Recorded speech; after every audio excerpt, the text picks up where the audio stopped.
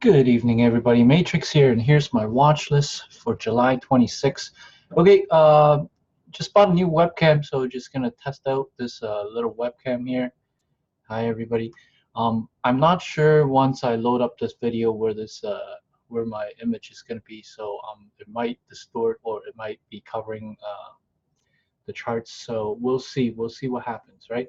So let's take a look at the futures here real quick. We are gapping up a little bit, about 7 points on the futures, and today, as you can see, we did break all-time highs only to fail miserably.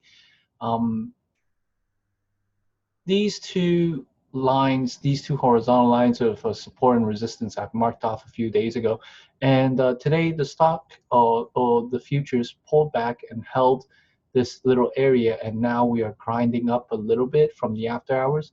Now, from what I see is since it is grinding up on very low volume, however, it is riding up on an uptrend. I am looking for a real test tomorrow of this pre-market or after hours action. So I am expecting a dip at the open to test this level again before making the next bounce back up. And to do that, I mean, if it draws down in the morning with high volume and does bounce from here, that would conclude that this up move is bullish and the bounce is in.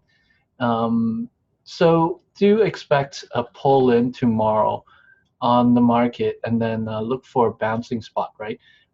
Taking a look at the SPY daily chart right now, this is currently where we are at right now, right at the 365 area on the daily chart. So coming into key resistance level. Let's take a look here. July 16, July 12. Let's bring the futures back up again. July 16, July 12.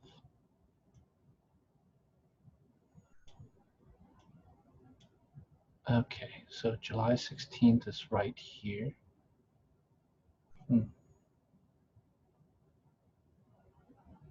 Okay. Let's look here again. The opening price. I just want to make sure I'm plotting this correctly right now on the current price. July 16th opening price. Right about here. Right here. Yeah, so we're pretty near it right now. Okay, so let's bring back the SPY chart real quick. This is in and around this level right now. Okay, so this blue line, this is where we are at. I am expecting a pull-in to test this area right here.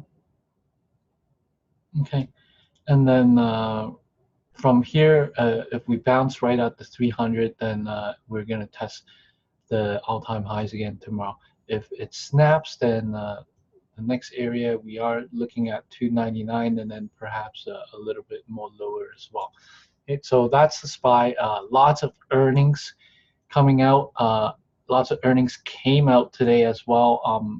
Took me a while to sift through all these plays here. Let's take a look at Facebook right now, which is very interesting today. This morning, I called Facebook for a long, and I was totally dead wrong at the open, right?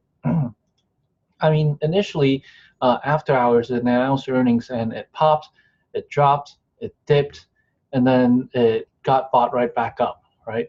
And from there, this morning, we see the gap up. However, it started selling off, and I was looking for basing around this area to bounce right back up into the 210. However, that never happened. The earnings was pretty mixed. Overall, with this action today, all the analysts, the major analysts, they still come out with a buy rating, and they're supporting this. What is really interesting to me, though, I mean, even with this mass sell-off, we do see like a little rounded area right here, and late day or near the close, you see the stock kind of ramping up just a little bit. And this is two indications, right? It's either people covering from the day, They see that it's no longer selling off, and what's important is that the stock has recovered the 200 level at the close, right? Or it's big money getting in ahead and buying this level, and they're expecting the price to hold the 200 tomorrow and run back up. Overall, the market sentiment on it is bullish. Looking on the daily chart, though, I mean, it can really go both ways tomorrow. What I want to see is the 200 hold, okay? And as you can see here on the daily chart, the 200, first of all, is a key cycle hold number. Second of all, it's a pretty intense level right here, intense level of support. So it might come down a little further. It might go down all the way to 199.65. Is this too much? Yeah, it is. So probably around here, 199.65. Where's that? Yeah, right around there. And if it bounces, then it's definitely a long backup. Facebook does have about $4.40 in average true range. So let's say if it does bounce from 200, then the potential target to be is the 204.55 here. So that's the long side of it, right? Let's zoom out a little bit. Okay, and this 204.50 really makes sense to me, right? As I draw this horizontal line across for the past few days. However, I mean, the fundamentals have definitely changed on Facebook. We do see this is the action today. This is a confirmed kill candle, right? With massive volume, and I couldn't get back. So it might want to get back up here and just fail from there. What I want to see is a little bit of recovery because of this rounded bottom action here that we see. There's I really want to know what the narrative is. What's the big idea behind this? Looking at the daily chart right now, I mean, taking a look at this, it seems to me that overall the big money has been bullish on it, right? They might have bought here or bought here and rolled this up, and now they're taking profits. If they do want to sell, they want to get it back up a little bit first before they hammer it again. I don't see Facebook for this coming quarter, at least early this quarter, to get past this 205 area. Okay, so but I do see it recovering in this range. So bounce at 200, come back up to 204, test a little bit, and these two are the major candles from here. It might make like a lower high from here if they are on the selling narrative, right? So if 200 holds, then it's definitely a long for like a little fade long tomorrow and get it back up to 204. Okay, so that's Facebook. Lots of plays. I mean, I sifted out through all the earnings of today. Of aftermarket, and there's also potential plays for tomorrow. So with that said, let's take a look at PayPal. PayPal, I like. Once again, I missed this morning on my call. However, the stock did recover. I was calling for the stock to trade within the 116 to 118 range. Okay. Now 118 is very key, as we can see. This is the opening of after the earnings, and it does look like it's trying to recover. The way it bounced right off here and got sucked right back up today, and it's not continued to selling off after hours. It's rounding up a little bit. Overall, the earnings report was pretty mixed, but what's interesting to me on PayPal is this trend line right here. Okay, so look at the exact spot where it bounced off of, right? The long-term trend line. And overall, it's pretty bullish. It closed just a tad under the 50 EMA here on the daily chart. So what I want to see is if it recovers 116 and holds 116, then it would definitely be a long for me. Or we can wait a little bit more and looking at this 30-minute chart, the 50 EMA here, it's a little too steep in my opinion. So I do like the long, and I do think it's going to break out if it holds this 116, and then we get a breakout back up to 118. Okay, if it fails 116, then it's a short retest the lows of today, and that's PayPal. Tesla, I actually really like. It has multiple opportunities today, and also it's prime for tomorrow. Now, tomorrow it can do two things, right? It can run back up or come back down. What I see right now is that it had trouble getting over this 230 today, okay, which is a key psychological whole number. And the on the retrace, it topped out at around the 232 right here. Okay, so 232 and 230 is a key resistance that I'm watching on the 5-minute chart. You can see 232. What this reminds me of is kind of like Netflix earnings. Okay, so Netflix, they came out with a bad earnings, had a major gap down. It sold off in the morning, but then it held a little bit on the first day. Before the next day, it drops, right? So the next day on Netflix earning, it did a pop and drop. So if I'm gonna go to Netflix real quick, you'll see this was the earnings day, and then it popped and dropped and held and based a little, and then the next day it fell off the cliff, right? So let's go back to Tesla. Tesla is kind of like the same thing. I think it's definitely going to want to test today's lows here at 225.55. Okay, and with that said, if this 225.55 breaks, excuse me, the next level I see here, going on to my daily chart. Well, we do see a range here, right here.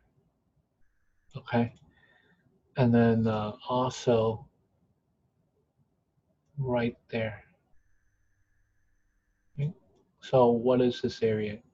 222. So if 225.55 snaps, then it's a magnet to 222, and then it's going to test the whole number of 220. And if that snaps, there isn't much holding it. 215, and then every $5, and then 210, right? So I'm looking for a pop and drop. This thing has a range of about $10. Okay, let's take a look at my notes here. Average true range $9.45, 49 cents. It's still got high relative volume, so the stock is still in play. There's a short float of 31.7% in the stock, so a lot of people are short this thing. And I think these short sellers will try to protect some of these levels. It is a little bit overextended though, so looking for a pop and drop. 232 I like, as well as 230.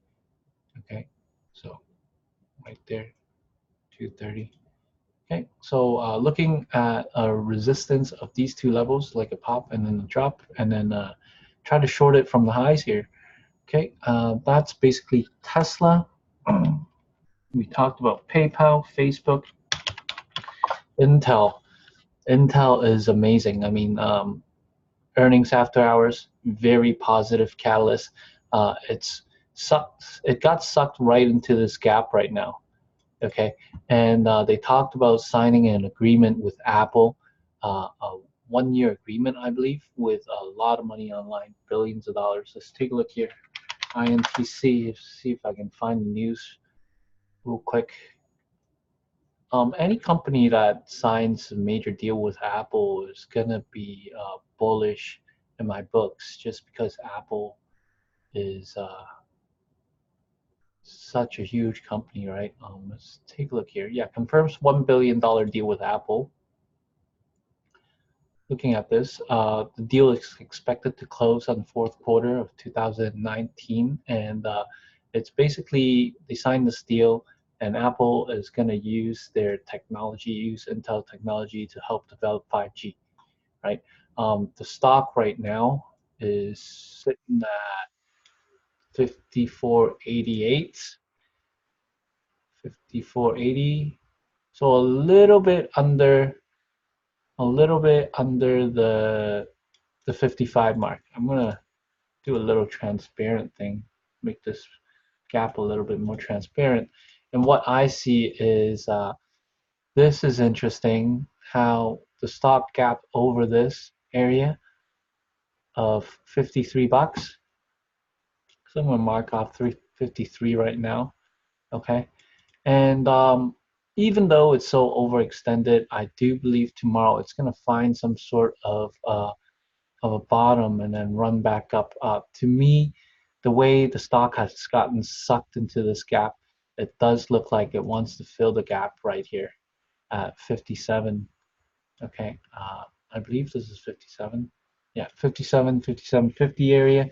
So I'm still bullish on INTC. I'll be looking for a bounce play tomorrow. Speaking of bounce play, I do want to show you how I play a bounce play. Um, in a bit. I actually played a bounce play today on Tesla and did quite well on it. Looking at this 50 EMA on the 5-minute chart, it bounced right off of this $54 whole number. Um, so 54, let's mark off 54 and take a look at what 54 is real quick. Okay, use a color green, zoom out a little bit. Okay, so if it does pull back, 54 is going to hold it up. Okay, I would assume so, very much so, high probability. Okay, and that's what it's all about, though. I mean, trading, it's all about probability. And with the stock being so bullish, I am looking for a bounce and a rip. Okay, so that's Intel. And finally, we have Starbucks. Starbucks, another massive earnings reaction, breaking all-time highs right now. And we have a major gap. Okay, now looking at this though on Starbucks, it doesn't like gaps, except for this gap right here last year. But it doesn't really like gaps. It has a tendency to fill gaps. However, this stock is making um, all-time highs. So I wouldn't be surprised if it keeps running tomorrow. Close a little bit under the 97. It topped out at 97.50 key cycle number. Okay, and how far will it go? We don't know. The way it held this 96 though, this is very interesting to me. So 96 seems to be key support after hours. So I will be looking at 96 to hold tomorrow on a dip and maybe possibly even 95.50. Okay, so it really depends on what it does in the pre-market. If it starts grinding up pre-market, right? If it keeps grinding up pre-market and does break out, then I am expecting a pullback into 96, 96.50 area. This is looking like where it's rounding up right now. So I like the long more than I like the short because the stock is on a positive catalyst and as well as breaking all-time highs. Uh, with that said, that's pretty much it. Tomorrow, um, before the market open, we have a lot of earnings still. We got Twitter coming out that I'll be looking pre-market. We got McDonald's and we got ABBV, a bevy. Um, a bevy would be pretty interesting. This thing's a Ranger. It looks like people are selling it off. So it could be if it comes out with a bad catalyst or a bad reaction, it could be a nice short tomorrow. So this would be very interesting to watch. 70 being a key resistance, right? So depending on what it does tomorrow in the morning. So I'll be taking a look at that. I know uh, Google made a big move after hours, right? It ran huge. Amazon, however, was very conflicting and dropped huge. Um, there are so many plays. I mean, Team Atlassian, right? This is another tech company, and they just announced earnings. It made a little tweezer after hours, and looking at this chart right now, the daily chart doesn't dictate a, an edge play for me in a sense. I'm not really good at these type of kind of like flat action, and judging from the volume compared to the other plays out there, uh, this is why I didn't pick Team as on my watch. There are other plays though. I mean, there is SAVE, Spirit Airlines made a huge move today. Um, AAL as well as WWE. All these plays I looked at and sipped through, and I went with things that I understand the most, as well as relative volume, as well as average true range. And going through all that data, I have picked out the creme of the creme, in my opinion. So that's just for me. There are other tickers out there that are in play, though. I'm not gonna rule them out, but I'm just personally gonna be watching Tesla, Intel, and Starbucks for now. PayPal as well. So make sure you guys hit the like button and subscribe. Let me know how you guys like this new webcam. Okay. Thank you, my trading buddy Nuke, for recommending me this webcam. Ever since I bought a new computer, I don't have a camera, so that's why I needed to buy one. Anyways, have a great evening, and I'll see you guys all bright and early tomorrow. Ciao.